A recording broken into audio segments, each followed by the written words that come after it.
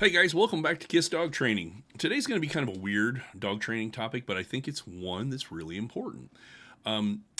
It's the fallacy or the misconception about a particular population of dogs that get along with everybody. And the weird part is, we as people are out in public every single day, and we tend to see the same dogs every single day. Now, it's changed a little bit when it comes to COVID and the isolation that it brought along, and a lot more people went out with their dogs. Okay. And I think people got into the mindset of, I'm at home, I'm going to walk my dog, it's going to be good for my health, my physical and mental health. But then we started seeing that certain dogs do well and certain dogs don't. And people started getting frustrated with, well, I want a dog like the one my neighbors got or the one that my trainers got. And I think people forget that there's an entire population of dogs that can't go to doggy daycare, that really are leash reactive, so they have to walk late at night, early in the morning when there's no distraction. Dogs that maybe are fearful and can't handle being around people. And, I think we need to kind of keep that in mind when we say, hey, I want a dog like this or I want a dog like that. I'm going to generalize here a little bit from a statistics standpoint, but I would say probably 75% of all dogs are somewhat dog and people selective, meaning I don't like them all. Maybe baseball caps are a bugaboo. Maybe it's white dogs. Maybe it's big dogs, little dogs, on leash dogs, off leash dogs. There's going to be a certain amount of dog selectivity in pretty much all dogs. 75%. Let's go with that number.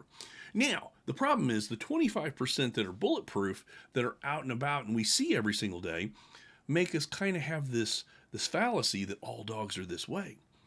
I would argue that it's because we see them every day that we think that. So, I don't know, think about it this way. If you go out, I drive a Hyundai Elantra, okay?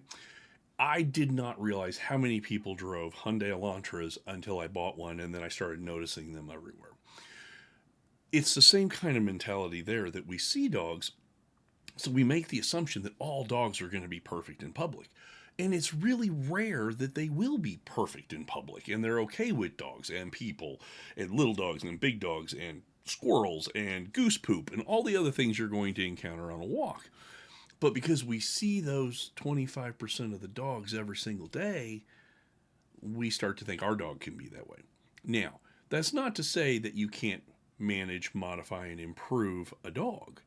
It just means we're probably setting ourselves up for failure, frustration, and irritation by constantly wondering, how do I fix my dog? That's kind of like asking how you fix your spouse. If you're smart, you love your spouse for who they are and what they are, and you're smart enough not to really try to change them. Now, there might be specific things that you guys discuss as a couple, and you decide we're going to work on these things, and you can manage, you can modify, you can improve, but you can't really fix, you can't change somebody's personality, okay? Now, on the flip side, you've heard me talk about puppies before, and we can do a lot to make the bulletproof dog in that 3 weeks to 15-week, 20-week period of that social development period, where if we introduce everything slowly, positively, pairing it with food, pairing it with games, pairing it with fun things, that will make it much easier. But a lot of folks went out and adopted a dog that was 2 years old, and they're already past that social development period, and we really know nothing about the dog's background. How fair is it to expect that dog to be in situations they can't handle? Okay? So, really, I guess the moral of the story, or of this dog training tip, when you're walking your dog, number one, know your dog.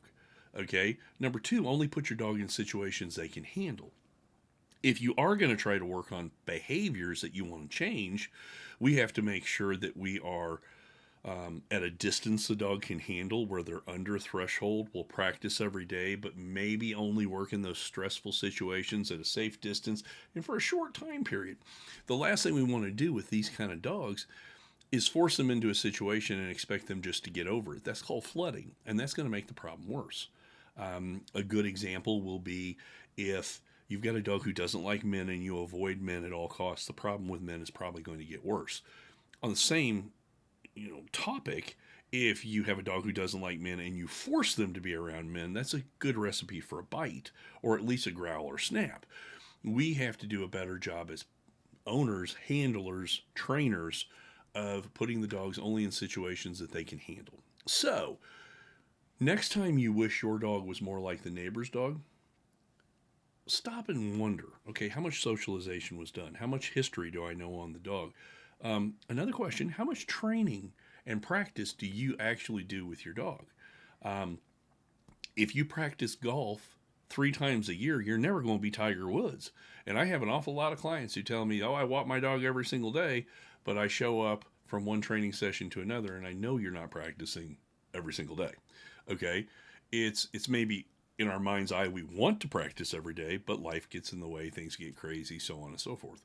So I just want people to realize that the dogs that we see in public are in public for a reason. There's a lot of dogs who are not in public, and they still make great dogs. We can still work with them. We can still manage, modify, and improve them.